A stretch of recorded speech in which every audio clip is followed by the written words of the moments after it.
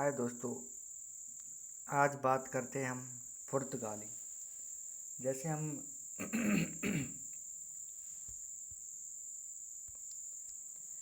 जैसे हम आधुनिक भारत की तरफ बढ़ते हैं तो शुरुआत में ही हमको हमारा यूनिट पड़ती है यूरोपीय कंपनियों का आगमन। जैसे ही हम यूरोपीय कंपनियों का आगमन शुरुआत करते हैं, उसमें जो यूरोप में कंपनियां आती हैं तो उन कंपनियों में भी कुछ व्यक्ति आते हैं। उसमें ही कुछ व्यक्ति पुर्तगाल से आते हैं। उसमें प्रथम व्यक्ति आते हैं पुर्तगाली, जिनको हम पुर्तगाली कहते हैं। तो इनके पुर्तगालियों के बारे में चार चीज़ें देखेंगे। जैसे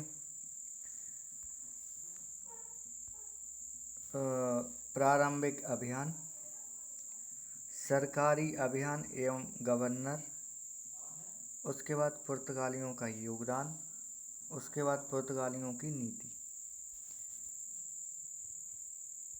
ठीक है दोस्तों, उसके बाद हम बात करते हैं द्वीप, सूरत, बॉम्बे, गोवा, कालीकट, कोच्चिन, हुगली, चटगांव, मूसलीपट्टनम आंध्र प्रदेश में, सेंट थॉमस तमिलनाडु में। ये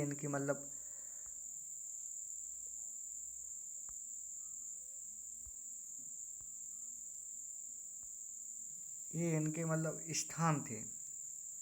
जैसे सूरत में प्रथम फैक्ट्री खुली है, बॉम्बे दहेज में दिया गया था, कालीकट, कोच्चिन ये हमको पता है, चटगांव शस्त्रगार हमला जैसे हम आगे पढ़ते हैं, हुगली, मूसलीपट्टनम आंध्र प्रदेश डचों की फैक्ट्री खुली थी, सेंट थॉमस तमिलनाडु में। तो मेरा मानना है कि ये वो वाला क्षेत्र था।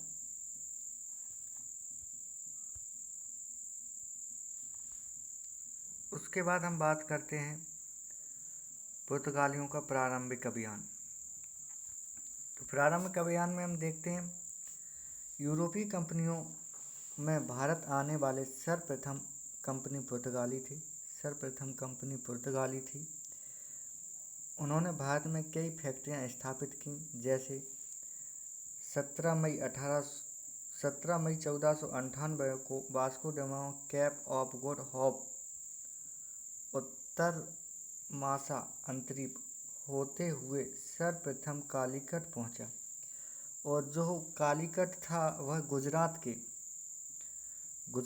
के यहाँ के शासक जमोरियन था। जो गुजरात का शासक कालीकट पे था जमोरियन, जिन्होंने उनको वास्को ड गामा का स्वागत किया और मसाले और अन्य वस्तुओं को खरीदने में सहायता दी। सहायता दी। वास्को ड गामा पुनः उसी मार्ग से यूरोप लौट गया और भारत की वस्तुओं को यूरोप में बेचकर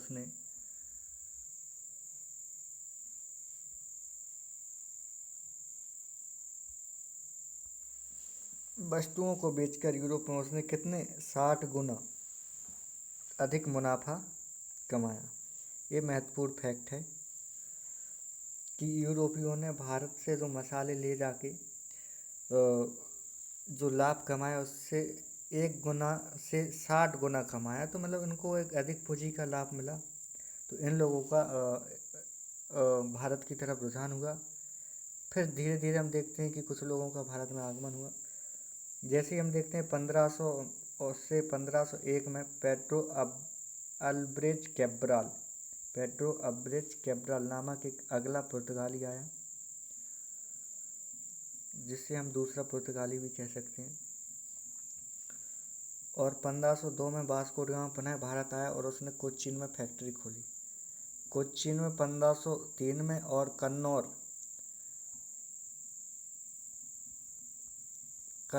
में 1505 में खुली। तो कोच्चिन में 1503 और कन्नौर 1505। तो पुर्तगाली सरकारी। अब इनके हम अभियान देखते हैं, अभियानों की बात करते हैं।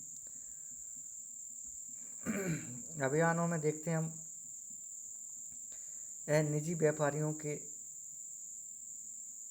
भाग को देखकर पुर्तगाली सरकार की कंपनी की स्थापना की, जिसे एस्तो द इंडिया के नाम से भी जाना जाता है। वो कंपनी के सर्वोच्च अधिकारी गवर्नर कहलाए। कंपनी का सर्वोच्च अधिकारी गवर्नर कहलाए।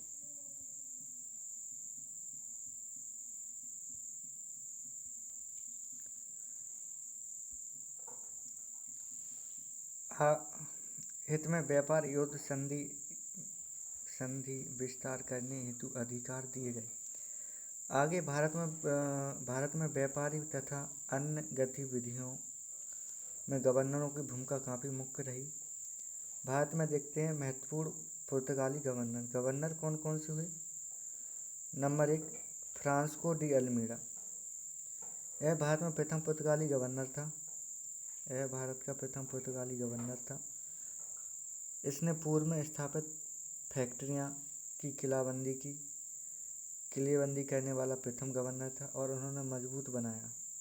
जब किले किस लिए बनाते हैं, फोर्ट किस लिए बनाते हैं कि भाई हम अपने जो फैक्ट्री है या क्षेत्र है जिसकी हम सुरक्षा कर सकें, वहाँ अपने सैनिक एकत्रित कर सकें, हमला से बचाया जा सके, इसलिए इसने किलाबंदी कोठी बनवाई।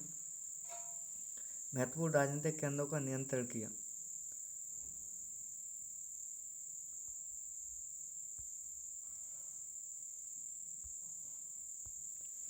महत्वपूर्ण फैक्ट हम देखते हैं, इसने ब्लू वाटर पॉलिसी, शांत जल की नीति, जिसे हम कहते हैं शांत जल की नीति या ब्लू वाटर पॉलिसी जारी करने वाला कौन शासक था? अल्मीड़ा। इसका अर्थ है खुद को समुद्र में मजबूत बनाना। इसका अर्थ है खुद को समुद्र में मजबूत बनाना तथा व्यापार को नियंत्रित करना। आगे आने वाले दिनों में भी लगाया और सभी पुर्तगाली गवर्नरों ने इस नीति का पालन किया।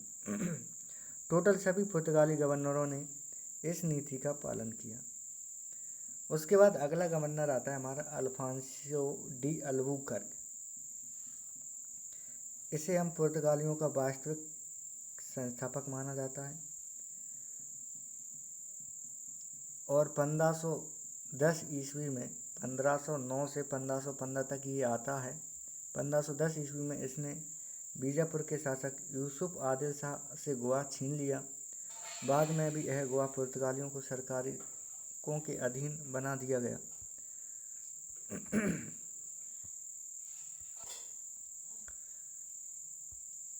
अब बात करते हैं, इसने पुर्तगालियों को भारत में बसने तथा भारतीय महिलाओं से शादी करने के लिए प्रेरित किया और यह प्रथम गवर्नर था जिसने अपने क्षेत्र अधिकार के तहत महत्वपूर्ण इम्पोर्टेंट फैक्ट ध्यान दें, सती प्रथा पर रोक लगाई। उसके बाद विजयनगर के शासक कृष्णदेव राय से इसके अच्छे संबंध थे। इसने ब्लू वाटर पॉलिसी को भी और मजबूत बनाया।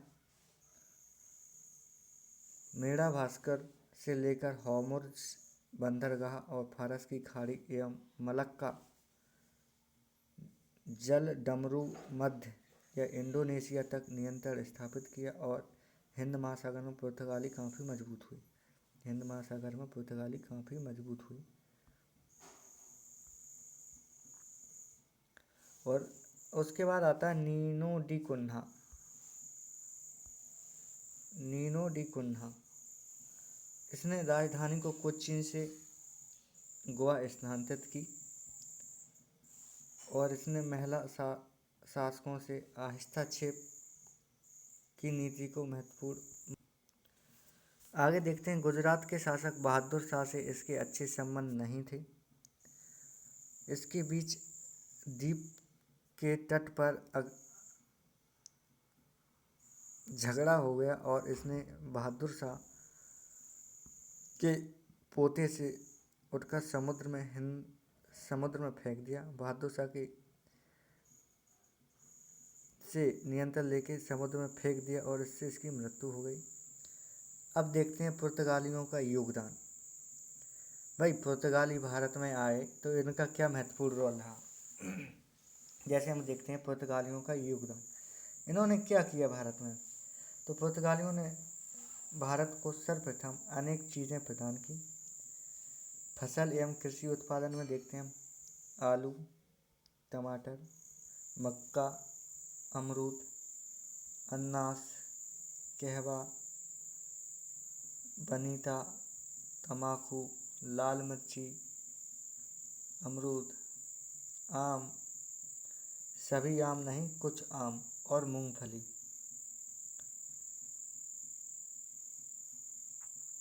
ठीक है, तो ये क्वेश्चन यहाँ से क्वेश्चन 2019 में पूछा गया था कि पुर्तगालियों के द्वारा भारत में कौन सी चीज़ लाई गई थी। तो ऐसे करके 2020 में 19 में क्वेश्चन आया था, तो क्वेश्चन यहाँ से बनते हैं।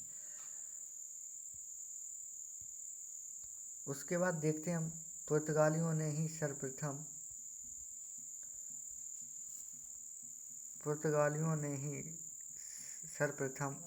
प्रिंटिंग प्रेस, महत्वपूर्ण फैक्ट जिसे हम देखते हैं, सर्वप्रथम आधुनिक प्रिंटिंग प्रेस की स्थापना की और प्रेस में सर्वप्रथम बाइबल की छपाई की गई। और पुर्तगालियों ने सर्वप्रथम भारत में यांत्रिक घड़ी, स्टोलैप, त्रिकोण आदि लेकर आए थे। पुर्तगाली हिंद महासागर व्यापार पर नियंत्रण। तो अब देखते हैं हम इनका व्यापार पर क्या नियंत्रण था। तो पुर्तगालियों ने हिंद महासागर के सबसे महत्वपूर्ण राजनीतिक केंद्र तथा अल्प जल संधियों पर नियंत्रण स्थापित किया। हिंद महासागर व्यापार का अपने आम के लिए नियंत्रण में ले लिया और इसके लिए उसमें डचों उनके द्वारा तरीके अपनाए गए और पुर्तगालियों ने मेड़ा भास्कर, होमस तथा द्वीप पर अधिकार कर लिया।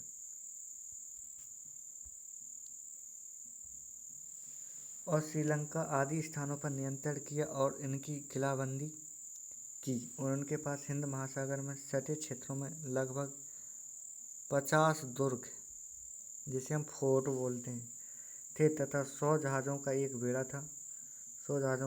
था जो समुद्र में उन्हें सुरक्षा तथा एकाधिकार देता था। उन्होंने ब्लू वाटर पॉलिसी जारी की जिसका अर्थ है समुद्र में खुद को मजबूत बनाना। और लगभग इम्पोर्टेंट फैक्ट है, लगभग सभी पुर्तगाली गवर्नरों ने इस नीति का पालन किया। सभी ने इस नीति का पालन किया और इसके कारण उन्होंने भूमि पर भी बढ़त हासिल हुई।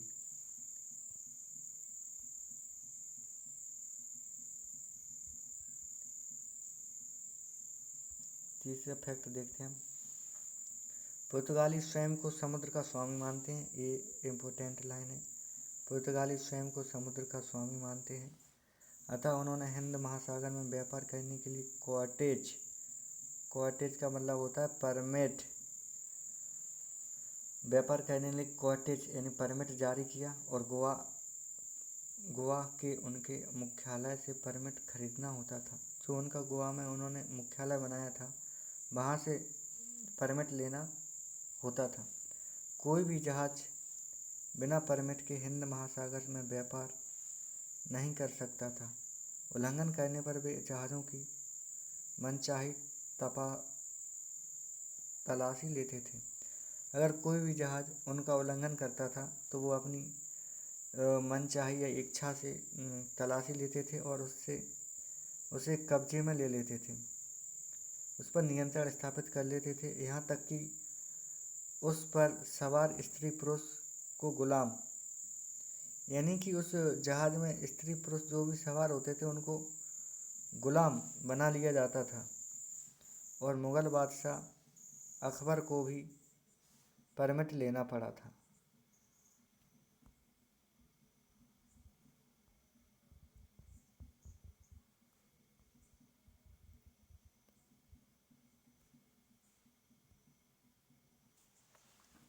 चौथा पॉइंट देखते हैं हम, काफिला। काफिला क्या होता है? काफिले के माध्यम से ही समुद्री व्यापारी एवं जहाज़ों को संरक्षण भी देते थे और समुद्र में जहाज़ों का एक कारवा, जिसे हम बोलते हैं क्या, कारवा चलता था। जैसे हम काफिला बोलते हैं ना, ऐसे एक कारवा चलता था। उनकी रक्षा के लिए अग्रिम पंक्ति में बड़ा पुर्तगाली बेड़ा होता था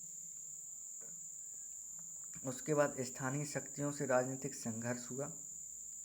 उपनिवेशवाद की स्थापना को बल मिला। उसके बाद हम लोग देखते हैं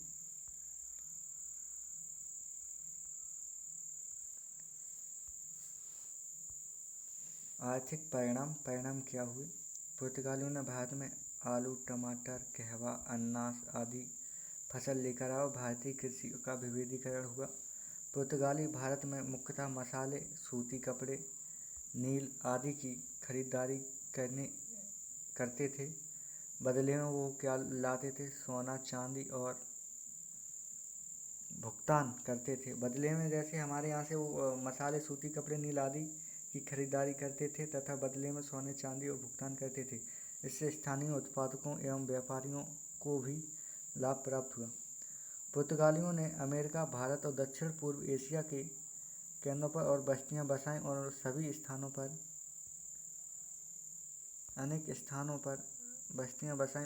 स्थानों के बीच में वे व्यापार करते थे। इससे भारत का अंतर्राष्ट्रीय मंडियों से जुड़ाव कायम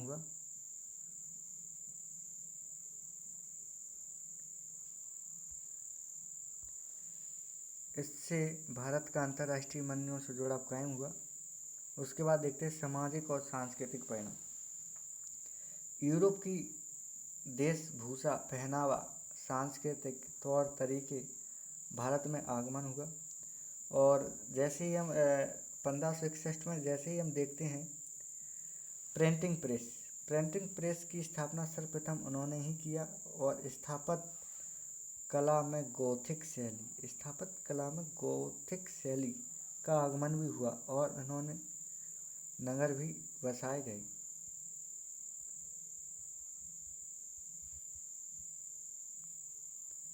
और उन्होंने स्थानीय नागरिकों से सहयोग कायम किया और भारतीय महिलाओं से विवाह किया। इससे आपसी सहयोग को बढ़ावा मिला और भारत से ईसाई धर्म का आगमन हुआ। इससे एक नए धर्म के प्रति। और आगे हम देखते हैं कि लोगों की जानकारी बढ़ी और हालांकि कई स्थानों पर उनके द्वारा बाल हस्तांतरण किया गया। धर्म के मामलों में उन्हें कट्टरता नीति अपनाई गई और उनका स्थानीय शासक विशेषकर मुस्लिम संघर्ष हुआ। पुर्तगालियों का पतन।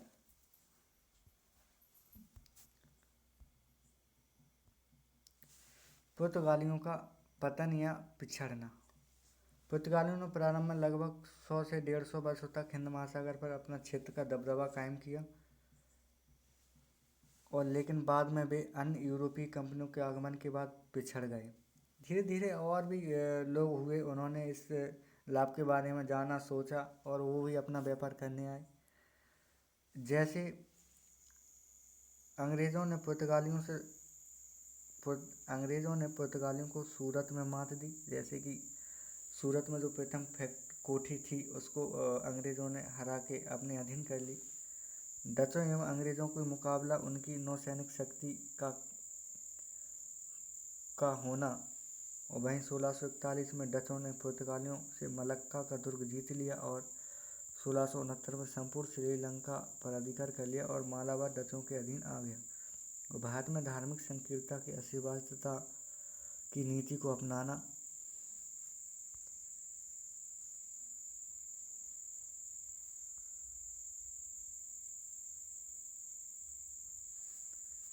और जनसंख्या और संसाधनों की कमी। भारत की अपेक्षा ब्राज़ील के उपनिवेश पर अधिक ध्यान देना और एक साथ दो उपनिवेश संभालना मुश्किल था। हिंद महासागर व्यापार पर नियंत्रण के लिए पुर्तगालियों द्वारा की गई नीतियों का अवलंबन किया गया। इसके क्या परिणाम उत्पन्न हुए? उसके बाद समुद्री व्यापार पर नियंत्रण बनाए रखने के लिए पुर्तगालियों को कॉटेज व्यवस्था का प्रयोग किस प्रकार किया गया?